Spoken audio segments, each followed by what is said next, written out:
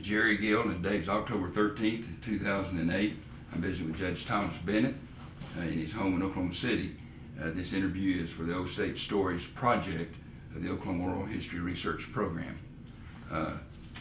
Judge Bennett, a couple of questions I want to ask you, but I want to start with this and saying congratulations on your 88th birthday. Well, thank you. Was that last Friday, I understand? Last Friday, yes. Last Friday.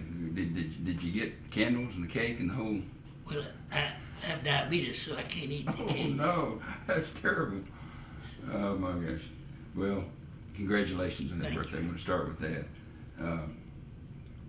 And just to ask right now, currently, I understand could you explain a little bit about the judicial position that you have? And my understanding is you still go to work every day now?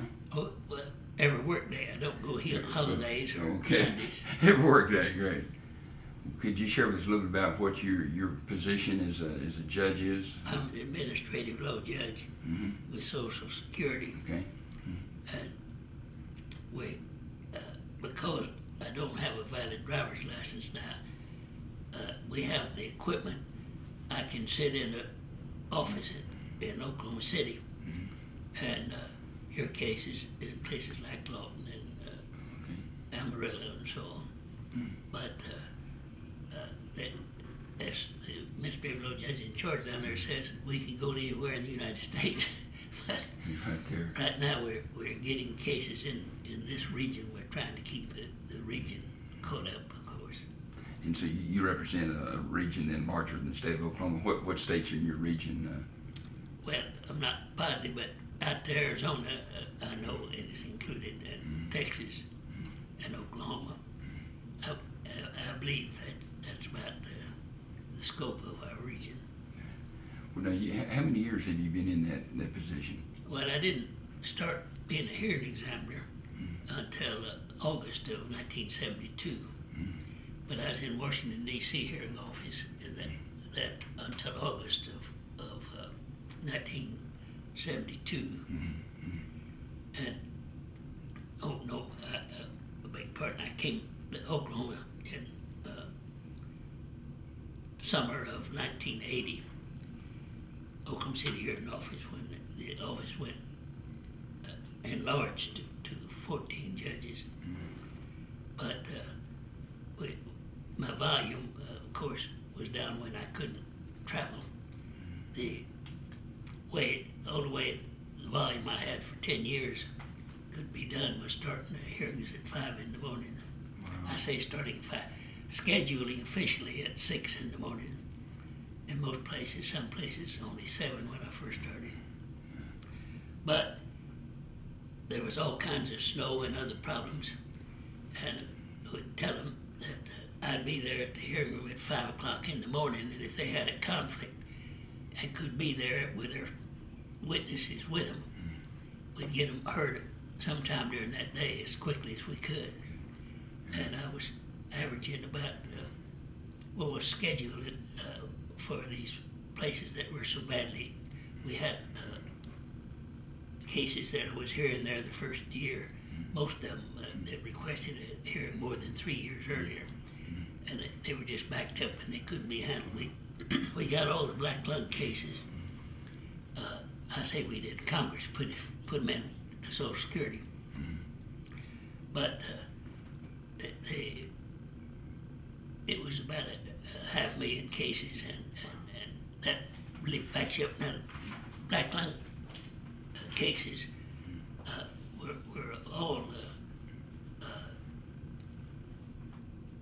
what I started with. On the other hand, they were Department of Labor cases, but they only had 5 or 6 administrative law judges, we were told, and they couldn't begin to handle it. And if they had hired men to handle it in 4 to 4.5 years, 5 years at the outside, they'd have to be terminating most of them because they wouldn't have any work for them. Oh, well, I understand you have a record for having heard the most cases in Social Security Administration history? The most cases in any 10-year period, yes. 10-year period. But at the present time, I'm still, I think, what they tell me, I haven't checked it myself, but I'm still second but Harold O'Brien, also the Oklahoma City office, the one in charge of the office, who brought aboard in 1971, has kept his production up, and he's passed me in the sense of total production. Well, what a tribute to you, though, Judge Bennett. I mean, having, you know, you're still going in every work day and working loads. It's quite a tribute. Well, if I can, let me kind of move back and sort of then go back to your early life a little bit. We were talking about earlier about your having grown up the first 7 or 8 years of your life there in southeast Oklahoma. And do you have any memories? I think your dad, Dr. Bennett, was school superintendent in that area. Do you have any memories of that time, those first 7 or 8 years? I wasn't. My twin sister and I weren't born until they got to Durant, which was after he moved from his first job, Texarkana, the second job up in Boswell, Oklahoma, and third job in Hugo as county superintendent, then in Hugo as superintendent of schools for the city of Hugo. And then he went to Southeastern, and I'm not sure the exact time he went to Southeastern, but it was a big move from his point of view. Now, I understand you were born in the president's home on the southeast campus. Is that correct? Across the street from the city of Durant. As you know, at that time, some of the schools were outside of the city limits. Yes. But they were so close to the city limits that everybody would say this school was at Durant, but it was across the street from Durant. Oh gosh. So you've been in an education family all your life. It started with your birth, isn't that right? It seemed that way. Well, what do you recall how many years your father was president there at Southeastern? 9 years, as I recall.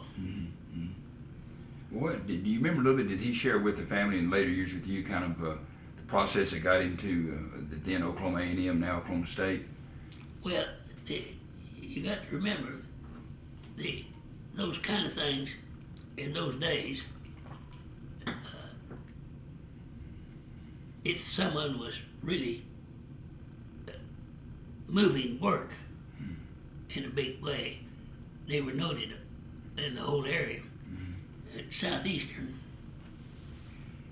had a different type summer school, and it, I'm told, had an attendance in Durant just about at equal or maybe a little more than all of OU and OSU's put together.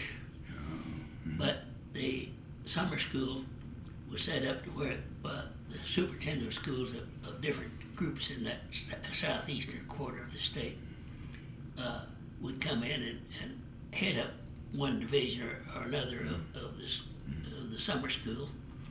And there wasn't a lot of housing in Durant. And the city of Durant Chamber of Commerce people got in and encouraged everybody living out towards the college to move the children in a little closer and rent at a very low rate. Where they would take a room for the whole summer session, and where they could walk to college, and it was low enough that they could afford. The teachers in the rural schools could afford to come in and have summer school and end up after 2 or 3 summers, maybe 4, and some depending on what the subject was. But they get college credits for their summer school, and in those days, an awful lot of the schools were being taught with the head of the school and so on, teachers who didn't even have a high school diploma yet, but they were getting college diplomas at Southeastern. Well, your dad obviously did a great job there at Southeastern. Did he in later years tell you the story about did people from Oklahoma A&M come and visit with your dad about coming to Oklahoma State? Do you remember hearing him telling you stories about how he got to Stillwater? Well, I've heard about it, but the name slipped my mind. But the state senator from Stillwater and the state senator from Durant were very good friends. And which one he talked to first, I'm not sure.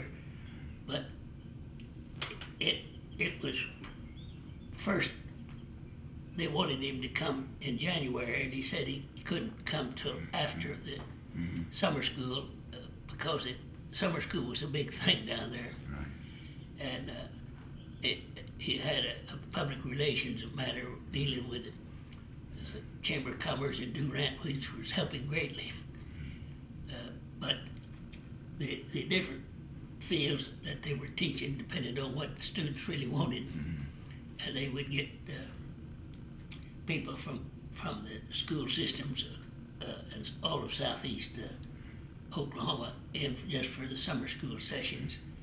And they did a fine job because teachers not only got the degrees, they learned a great deal. But it was intended to start with merely to help people get college degrees in that area, and not just enough barely to get a teaching certificate. Well, how did the family feel about moving to Stillwater, to Oklahoma A&M? Were you excited about moving, or did you? Well, you know, children always get excited about moving, but we had a very interesting life down there anyway. But we moved in the summer of 1929. I mean, part 1928. We went, mother and the other children in the family, we went into the mountains of Colorado and up in that general area. Went to the Yellowstone National Park, among other things, in the summer of 29. But mother was determined we were going to get educated. Part of our education was seeing that part of the country. What your father's president of Oklahoma A&M, now Oklahoma State University, was a very public person, but how was he in private? How was he around the family? Well, he was the father of the household. There was no doubt about it. But he had certain things that were you didn't interrupt him when he was studying after supper, unless it was critical, one of the deans calling or something like that. But from his point of view, he had to study all the time, and he did in the evening, unless there was something unusual happening. I heard that he didn't. He was a very busy man, of course, but that he didn't always get a lot of sleep, and that he maybe didn't really need a lot of sleep. Could he get by on not very much sleep? Well, of course, I went to bed earlier, but what the family was told, he was getting about 5 hours sleep at night, sometimes a little less. But his point of view was he had to be knowledgeable about what he was dealing with. And the only way he could do that was to be studying. But we had always effort to bring things to the college that was important. 4-H club things and the other agricultural training for children and adults seemed terribly important to him. I suppose the thing that caught my attention first, though, about the situation was when we went to Stillwater in the summer of 1928.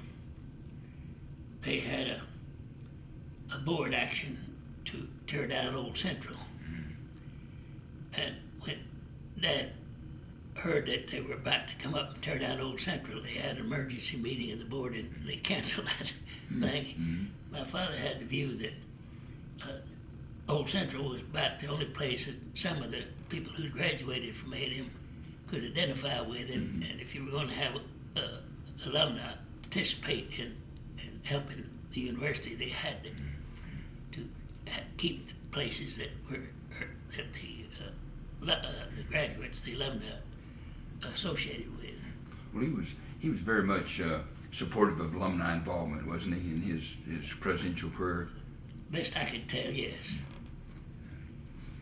What a little bit again, you know, on your dad. Kind of, we hear and read a lot about Henry G. Bennett, you know, the president, and Dr. Bennett, educator. Kind of as a family, what values did you learn from your dad? I mean, and kind of what was he?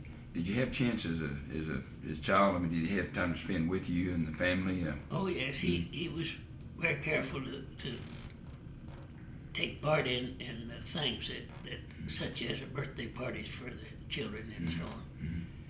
And he'd been known to adjust what he was traveling was when he had failed to reserve the time when we were going to have a birthday party or the like. But when we first went there, they used to put up tents and have students in the school be in the tent, so they'd be there for the different functions of the graduate program. Well, can you tell me a little bit about your mother and a little bit about her relationship with your dad? Well, I'm not sure that it would be much different than it would be with most other families. Mother raised the children, but Dad was very supportive of her all the time. But for example, when Dad proposed to marry her, she accepted, and she changed from being a Methodist to being a Baptist right away. That was in Durant. That's great. Well, did they kind of have? Was your dad? I mean, did they have different responsibilities in the family? And was your dad more the disciplinarian in the family? Well, I'm not just sure that I would say that she was the real disciplinarian. I had two older brothers and one older sister.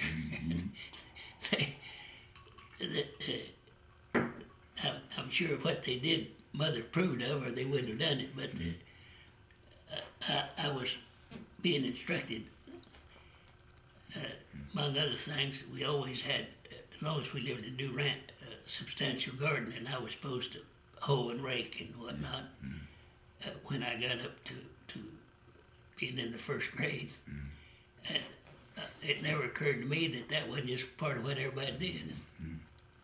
But my older brother saw that I got out there and took care of my patch. What, you know, kind of go back to your dad. I've often heard it said he could relate across a broad spectrum of people. I mean, he could, you know, he could relate with farmers, businessmen, politicians, ordinary citizens, students. Is that true about your dad? Oh, I think it is. That whatever affected the school, he would pay attention to. And certainly politics paid attention to the school. However, it was not dominant in his thing. For example, in those days, the governor always named the business manager at the college. And when Bill Murray was governor, he had Clint Strong there as the business manager. And we were going into lunch one day when a phone call was from Clint. It was urgent. He said he had to talk to Dr. Bennett. And my sister Liberty had got the phone, and she told Dad. We were just walking into the dining room that Clint Strong said it was urgent. So Dad went and talked to the phone briefly, came and told Mother. Of course, all of us were in the dining room at that point, that you could hear what was being said. But he said that Clint Strong was coming by, and they were going down, and the governor would be expecting them to be there in the driving time from Stillwater to Oklahoma City to the governor's mansion. Governor's mansion, you know, was fairly new in those days. But the governor was very friendly with Clint. And they had tea and they visited. Then finally he said, well, I suppose you were here to talk about that bill in the Congress. I mean, bill in the state legislature. That there were no big dormitories on OU campus or Oklahoma State campus, either one.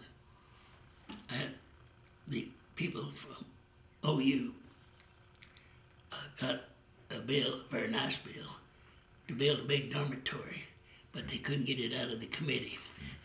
So they, going through Clint Strong, got Oklahoma A&M. Clint and Dad worked it out. Just a copy of the same bill with the words changed to be in Oklahoma State.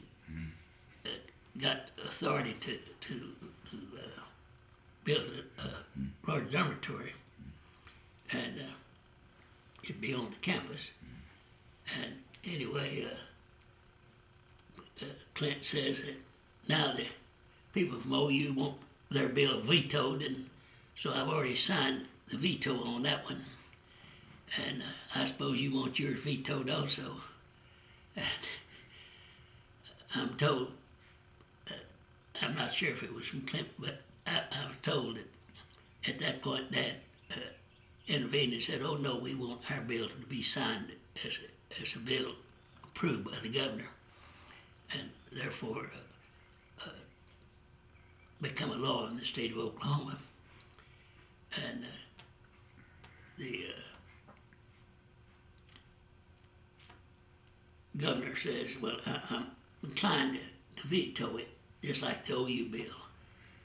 And that's when Clint Strong got into it, almost as if he were going to cry, and they were going to surprise the governor, and it was going to be a great thing. It was going to be Murray Hall, but says we can't do that now if we're going to have to not have that dormitory. And I was told the governor looked at that thing as if he couldn't believe Clint was sincere, and then apparently it dawned on him that Clint probably was sincere. An old dear friend of his telling him, you're not going to have this honor. So he reached over, I'm told, and took his pen and signed that bill and handed it to Clint. Says, you see that it gets back to the Senate. That's a great story, great story. Well, speaking of stories of class reunions, back several years ago, I heard a lot of the people that come back remembered your dad when he was president, and you know, they told some stories about, said he about every freshman back in the earlier days when it was a little smaller, but he met with every freshman, nearly every freshman, to come in and personally met with him, and they said that he rarely ever forgot a name when he walked across campus. Are those stories true? I think it probably is. Howard O'Brien is the chief judge in the office where I work now, the Social Security office and hearing office in Oklahoma City. And he was a freshman at OSU, then he went down to Norman. But he had met Dad once. They had a small talk, a short talk. And when Howard was back for some reason on the OSU campus right after World War II, and Howard says that I walked up to where Dr. Bennett was and says, he looked up and said, well, Howard O'Brien, where did you come from? Howard said, I couldn't believe that he would have remembered me. Mercy. Well, you know, we were talking a little earlier about alumni. Your dad was very involved with the Alumni Association, wasn't he, over the years? Was very supportive of the former Student Association, they called it at that time. He intended to be. I'm not just sure how closely he was with that. There's a lot of stories about your dad, about how he got the Quonset huts and the student housing, you know, after World War II. Oh yes. Do you know any of that story? How that came about? How he got the government buildings, and you know, he was pretty creative in getting a lot of temporary. Of course, it wound up some of that being 20 or 30 years later, but temporary housing for students and for teaching. Do you know some of that story? No, I know that those things occurred, but I'm not sure how they occurred. Mm-hmm. But he was very pleased with being able to advise students how they could get student loans and have housing out on near the campus, I should say. I started to say on the campus, but you know those housings aren't really on the campus. That village, wasn't it? Had their own post office. Well, it was important to the students to have a place to live, of course. Well, Judge Bennett, turn just a minute to some of your dad's international activities, and of course, you know, his involvement there. But you know, didn't he have experience in international education before President Truman selected him for Point Four? He had done some other things before that time, hadn't he? He'd gone from the United States to Germany, and on that trip, I'm sure he was in England and France also, but he went over officially to be some kind of meeting that was to help the Germans get their economy going again. He also had made one trip down at the invitation of the Emperor Haile Selassie in Ethiopia to visit in Ethiopia about what they could do. And I'm not sure what else he did on those trips, but he made several trips. I say several, 3 or 4 trips to European theater, and the only ones I'm familiar with that he went into other countries before he went over to with the group with the support of Haile Selassie to start an education program in Ethiopia. Of course, as you know, the Ethiopians were very poor people and uneducated people, and they didn't have money. And getting this school program started there was started after the Ethiopian program was started that Oklahoma State took part in. And I'm not sure where it ended up, but they had very good high school students, and some of them who wouldn't have normally been educated at all ended up back in Oklahoma A&M College getting degrees there. But for example, they changed a lot of things when I think the first real big program that caught President Truman's attention of the Point Four program of actually being accomplished was when in Egypt they had the program always that wanted to use the people of the countries they were helping so that the United States could get out of it, not having extended cost factors. But they put steel points. They could make those steel points with the local people plows, who could make swords and whatnot. Plows, yes. But it let them plow the ground down instead of just 4 inches, which had been traditional with wooden plows, to 10 to 12 inches, depending on the type of soil that was there. And it increased their production considerably because, among other things, the ground would hold water better. When the rains came, they didn't come every month. They twice a year they had pretty good rains in there. But when the soil was plowed down 12 inches, it greatly increased the production. And it helped the economy of Egypt greatly. You know, something maybe backing up and thinking about when President Truman selected your dad to head up the .4 International Technical, Educational Assistance Program. Is that? I mean, it's got to be a story there. I mean, how did a guy from a small college, and a president in Oklahoma, get to be head of .4? I mean, what was the relationship there? Do you know a little bit about how that happened? Oh, I've heard talk, but I'm not sure. I never heard my father discuss it, no. But they basically, I suppose, where they first got into feeding people, awful lot of people in the world were near starvation during that period. But Dad was asked to and went to a meeting where representatives of different nations came, where they met in Quebec, Canada, right at the end of World War II. And I suspect part of what Truman had heard about that came from the fact he'd taken active part in dealing with agricultural need for increase of production and how to do it at costs that they could afford to have to get into. He'd built up a little bit of reputation with his work in Europe and recovery of Germany after World War II, and then in Canada. His first contacts in that regard were in Canada. And he apparently was thought of late because he went up on short notice. And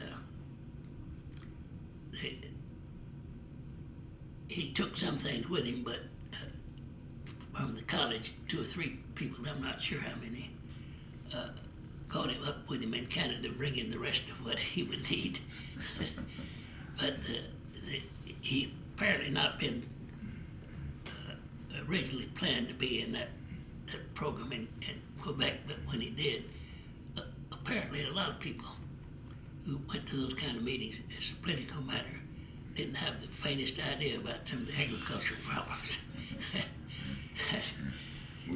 Apparently, faculty who had already started working on the Ethiopian financial situation were very helpful in getting the information that they needed. Your dad was a real strong advocate for the land grant system, the college system, wasn't he? Yes.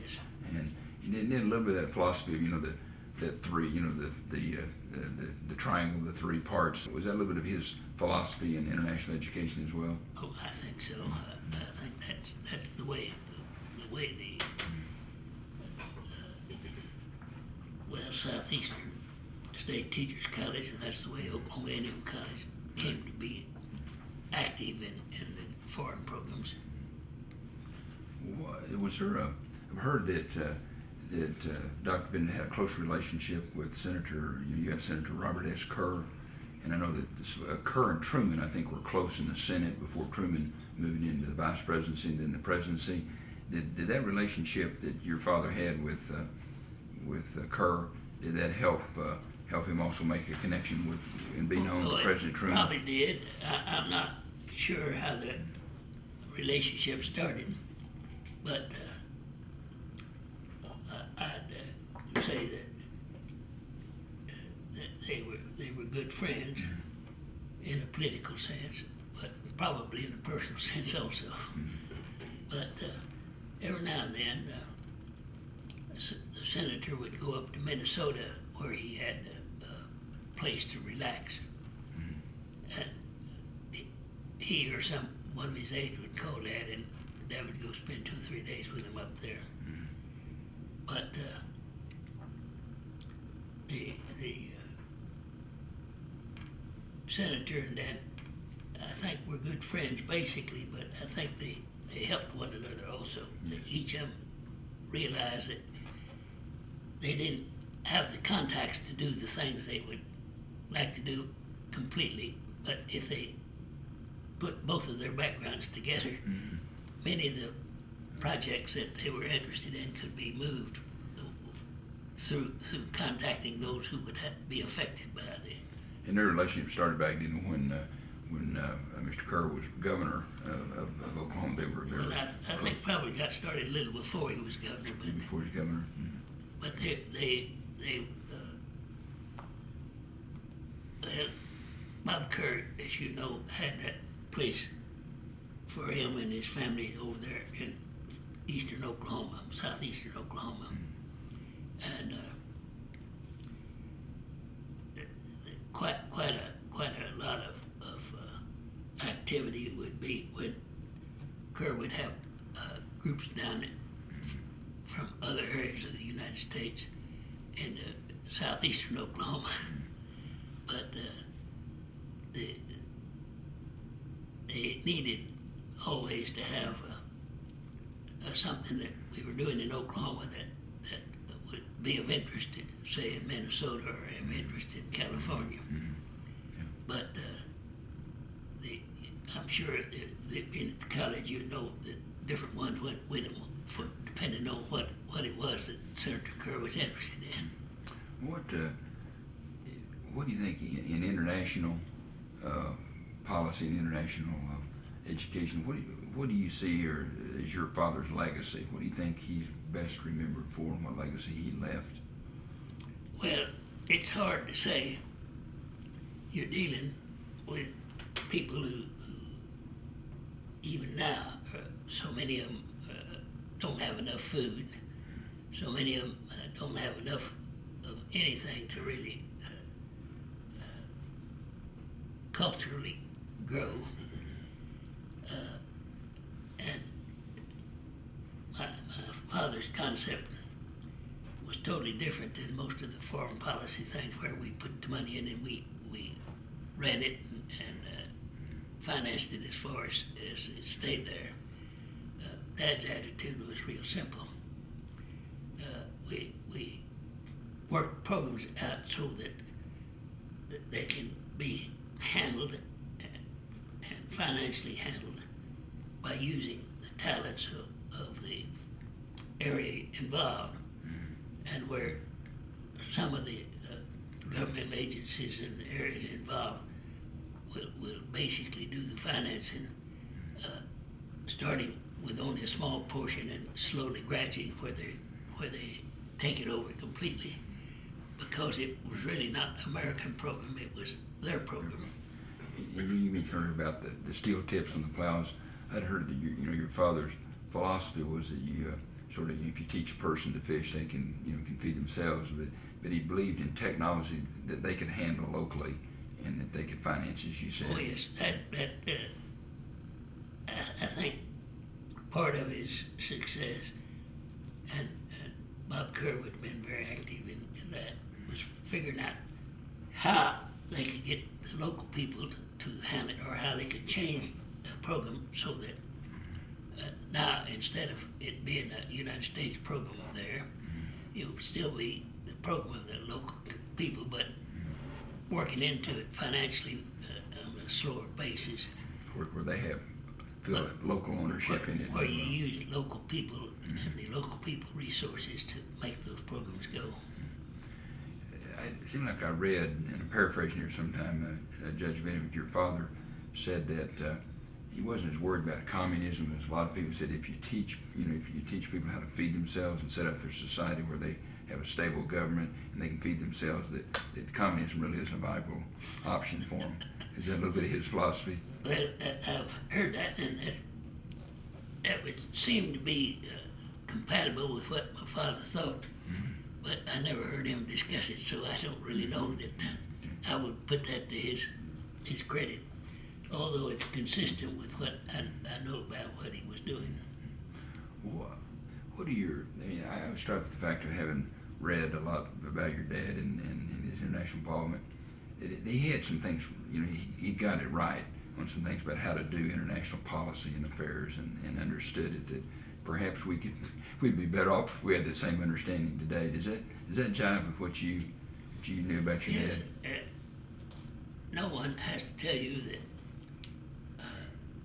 in the State Department you've got several programs which are federally funded and run by our people that is in charge basically. And the .4 program was the only program that was not handled with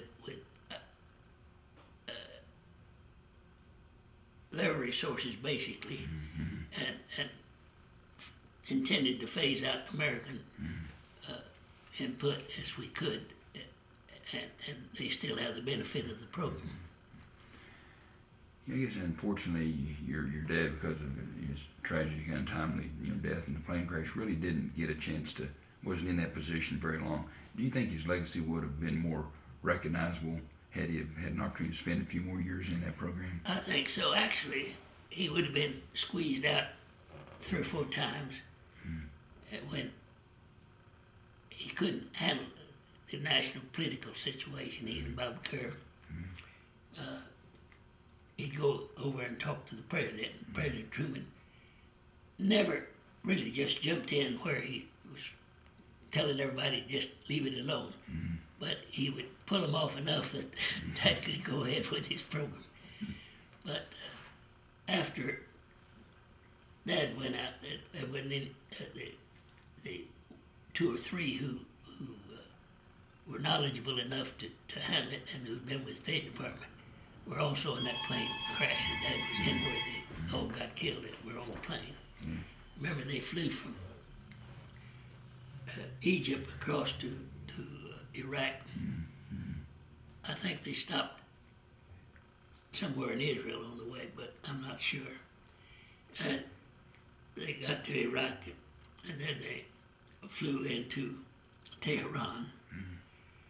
And the snow was coming down pretty heavy, and they were advised just to circle because the snow probably was going to stop.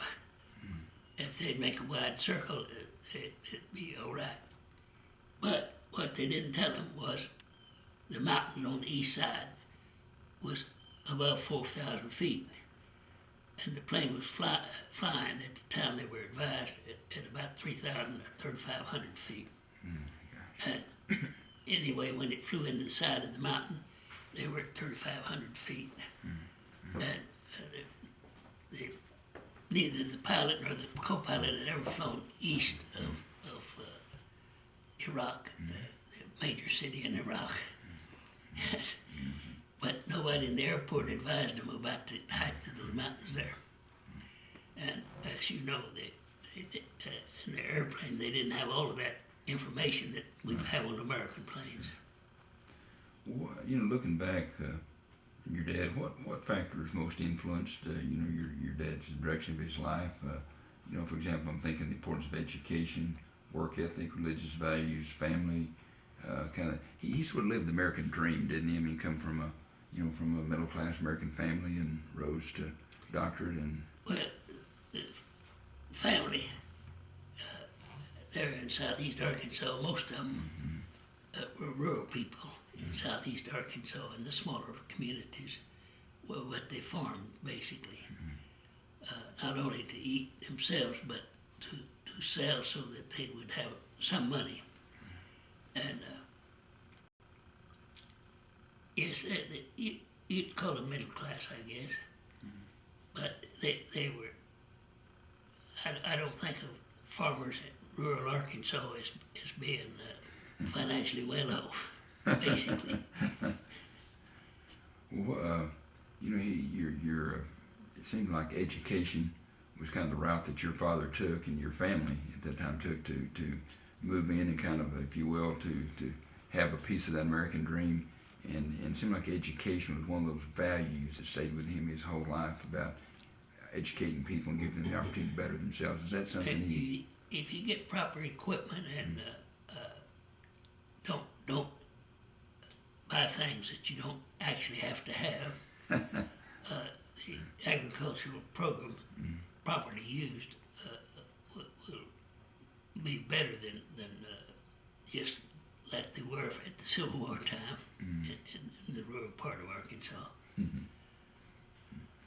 What? Your dad obviously was a hard worker. Did that come from his family? Well, he went to the first and second grade, and then because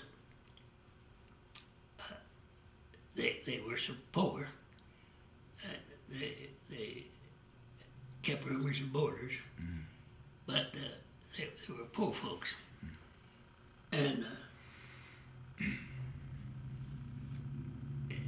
Dad got out of school. He didn't go to the third grade or the fourth grade or any of those grades going up. Wow. But he did at first just work in the big garden. They had roomers and boarders, and they also fed several who didn't live in their place. So they needed lots of vegetables. And that's what he was doing, plus a little odd jobs around the neighborhood. When he got into the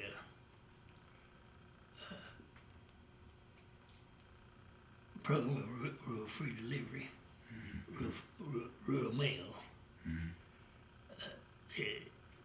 it was the first, and at the time the only rural free delivery in Arkansas. It was a trial run. Your dad now did your father's parents, did they own their land, or were they sharecroppers, or did they didn't own land? They owned the house that they lived in and had roomers and boarders there, right next to across the street from Washita Baptist College. That's why they could get a professor to tutor him at night just for the price of the room. But that tutoring was every night after supper. And, he didn't get to eat till everybody else had been fed, you know. Oh gosh. What? It's been said by one individual that at Oklahoma State University there's 3 periods of OSU history. There's pre-Bennett, Bennett, and post-Bennett. And it certainly had a huge impact on Oklahoma State University. What do you see as his son? I mean, do you see what his legacy? Do you think what legacy did he leave for Oklahoma State University in your mind? Well, I'll put it this way: he loved the college. Back when he and Clint went down and got that bill signed for Mary Home. I don't think Dad would ever have done what Clint did, but Clint knew the governor very well personally. Clint did the only thing that would cause him to sign the bill. At least that's my view of it. But Clint was a real good friend of my father's, and about as good a friend as he was of the governor. So it worked out very well to have him there. Well, he took a small land grant college kind of on the plains and really built it into a university, although they didn't change the name until a few years later. But do you take pride in that as a Oh yes, it's important to the state.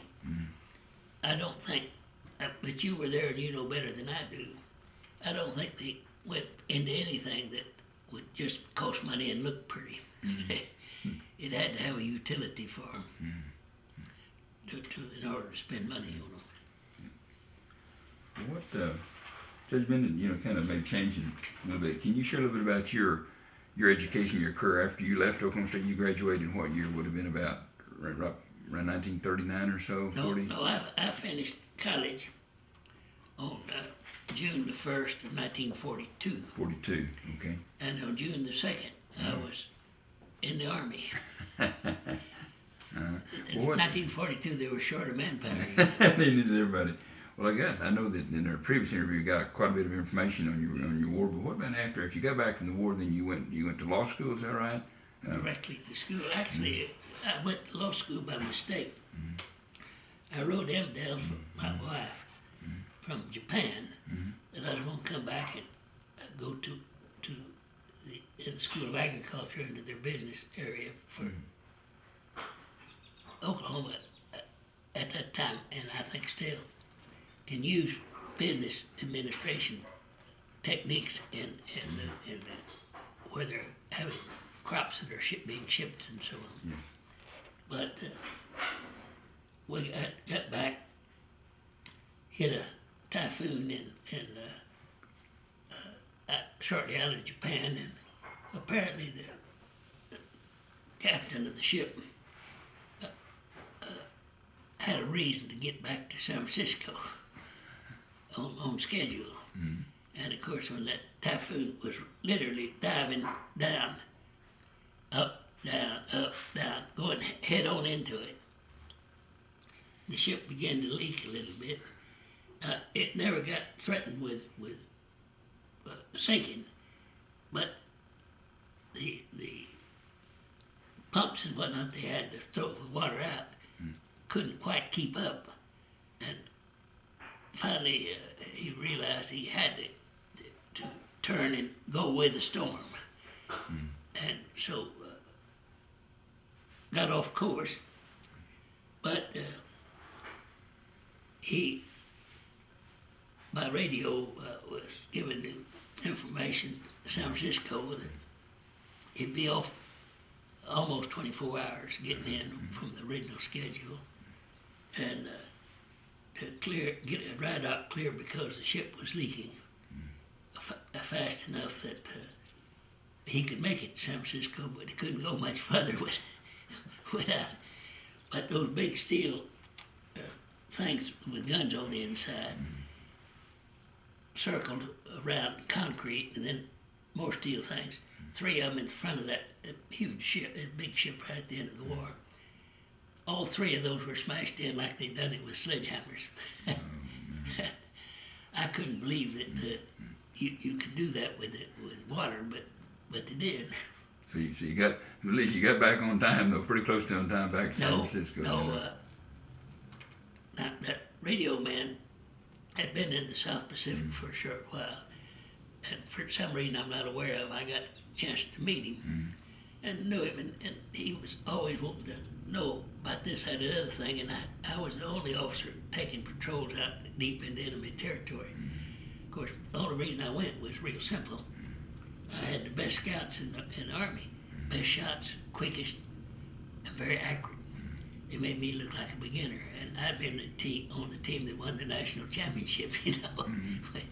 I thought I was great, but I was just a beginner compared to them. Of course, they've been doing that with 22 rifle, killing big animals that had to get shot through the eye or the ear, where it would not hit the bone before it got through the brain, but it had to be going up slightly so it would catch the bottom of the brain, which meant they get in close and shoot, laying down and shoot up.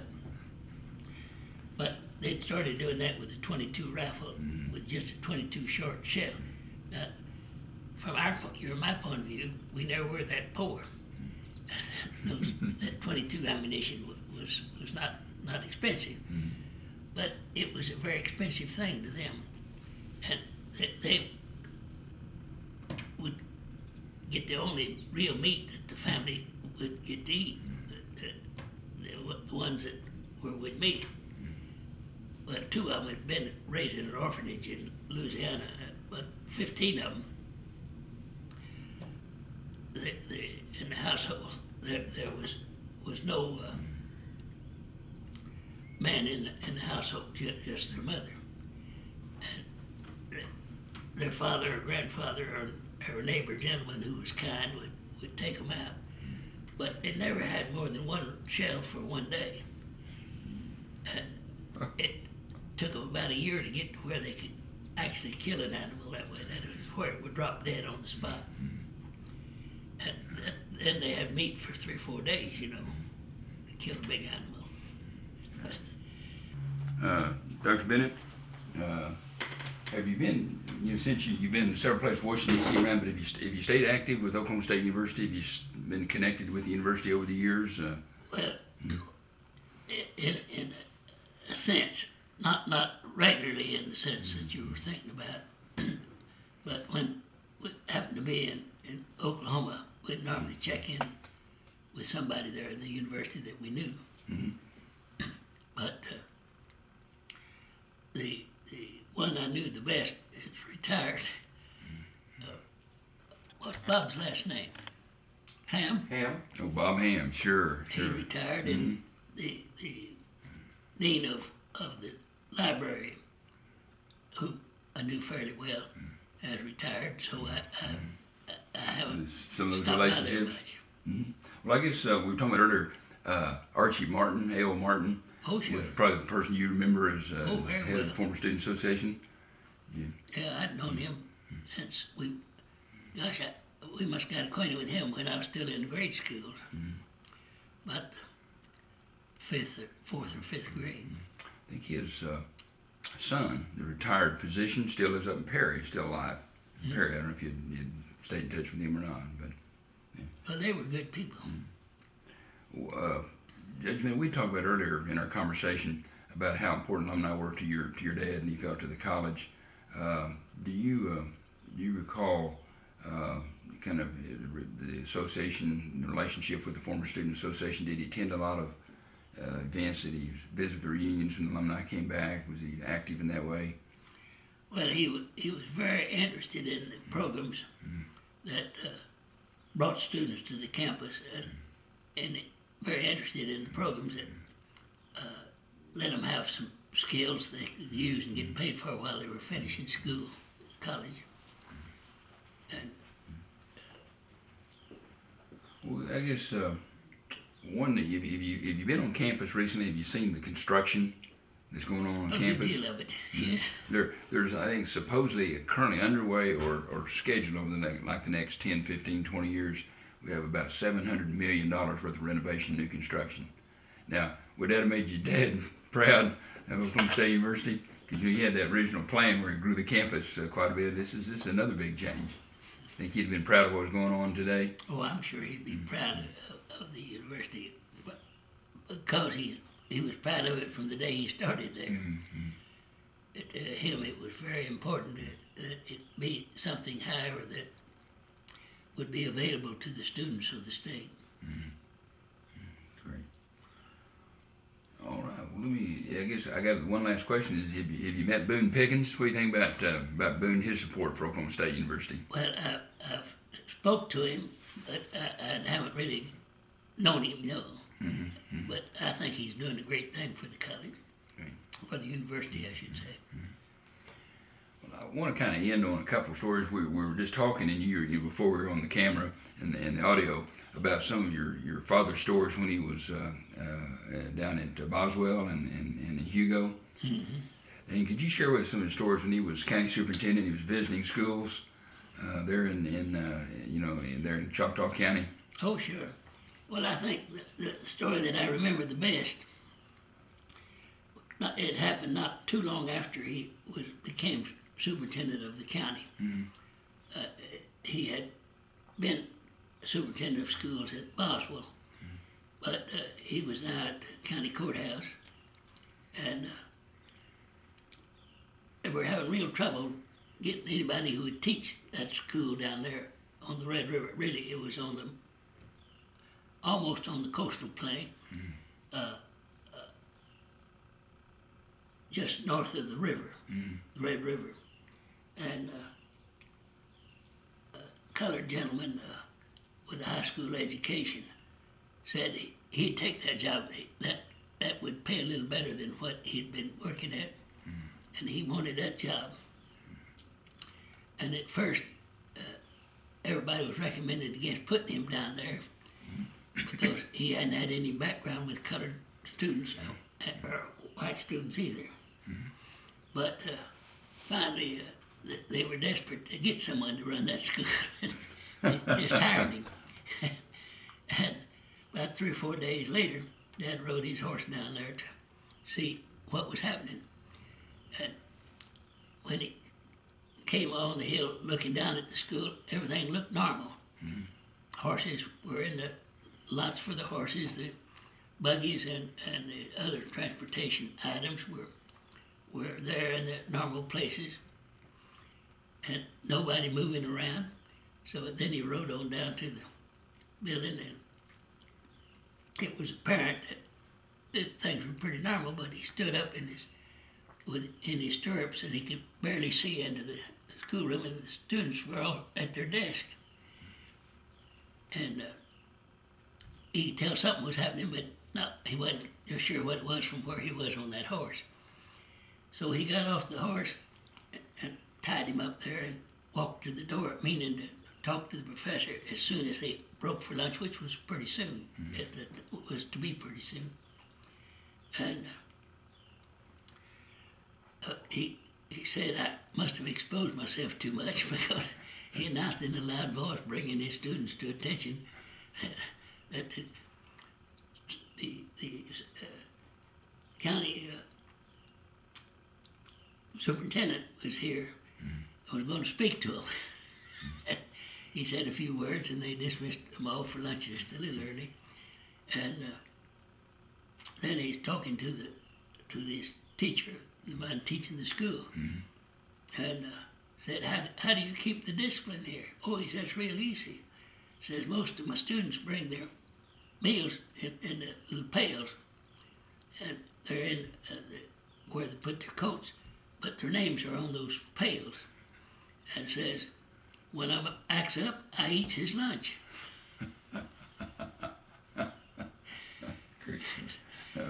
Well, you know, I guess the sort of those stories brings the point. Your dad started, I mean, at a very basic level. I mean, like in 8th grade schools and small high schools, rural communities, and as you know, like at Boswell as a superintendent, which is a very, very small little rural school, and then county superintendent. So his experience in education really was from grassroots up. I mean, he really knew and understood people, didn't he? Oh, yeah. About what you'd expect it to be.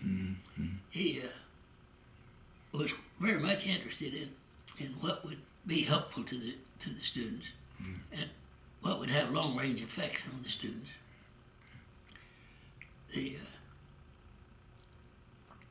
I was mentioning to you,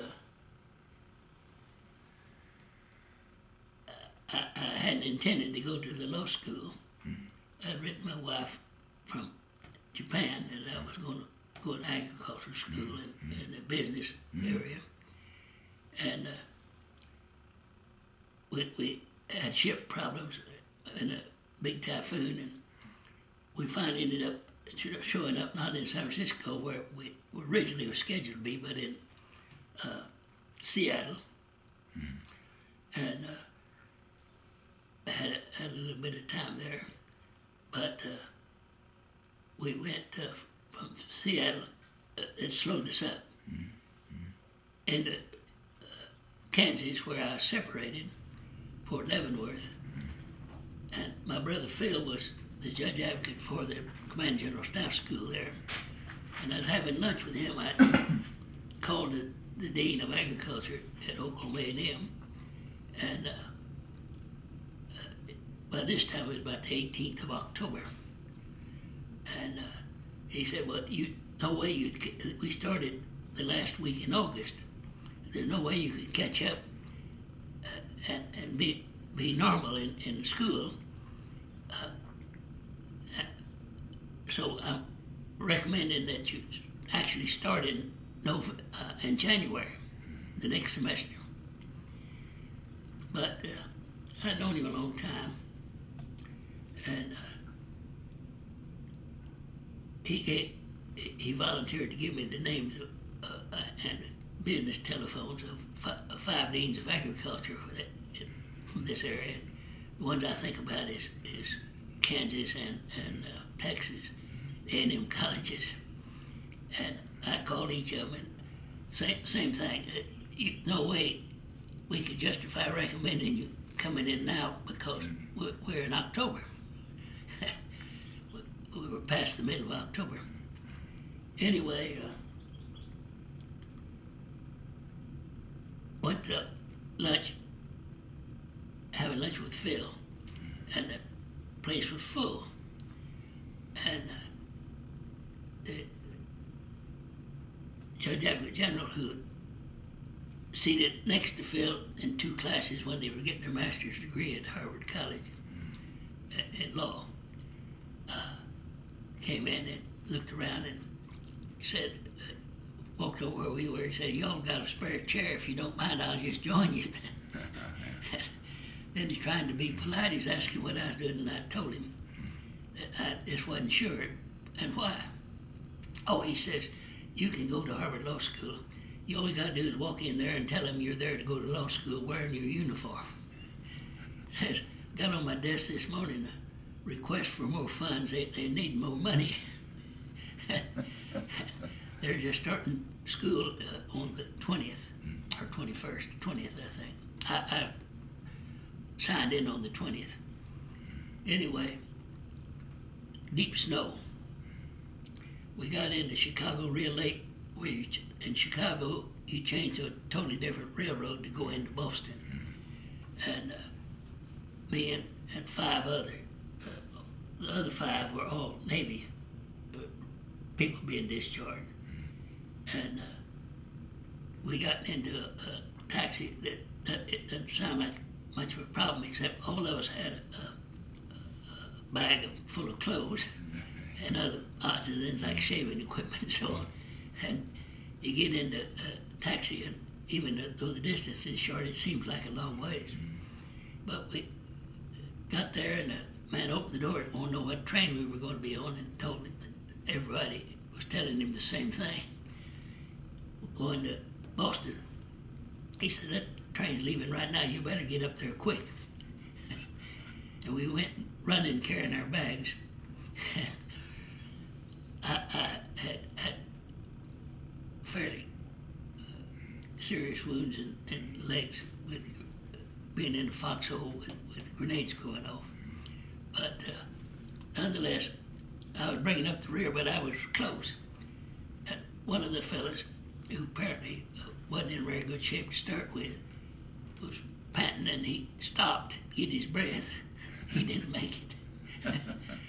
The rest of us made it. I was the last one on the train that was moving, and some of the riders leaned out and grabbed the two ahead of me and then me, leaning, virtually going over their heads up to the last car was full of guys just drafted to go in the military. I was on the train, but I went to law school. Nobody knew I was coming. And there was no problem getting the uniform on because that's the only clothes I had. I didn't have it at the time. But you get some odd experiences as you're going through this great love of your mind. Well, Judge Bennett, is there anything else that we hadn't talked about that you'd like to cover, or anything you'd like to say about Oklahoma State University, or about your dad, or about the Bennett family? Well, Dad, he came back when he went to Quebec to that meeting dealing with food for the conquered areas and getting production back in Germany for food. Boston. No. I didn't even know I was close to that. Excuse me. Still going, still taking, it's fine, yeah. Anyway, he was very much impressed with the needs in all of Europe for food. And he had agreed while he was in Quebec to make a trip into see what the German problem was on raising food and transporting food, where it could go to people who were really in need and were hungry. But those are the only times I talked to him when he was about to do something, in the sense of going to try to help out where there was a problem. what he was supposed to do was to recommend what would be the best way to take care of feeding the people. I'm not talking about the military, I'm talking about the total population. But apparently there were lots of people hungry in that area, those areas. Well, I appreciate it very much, Mr. Bennett.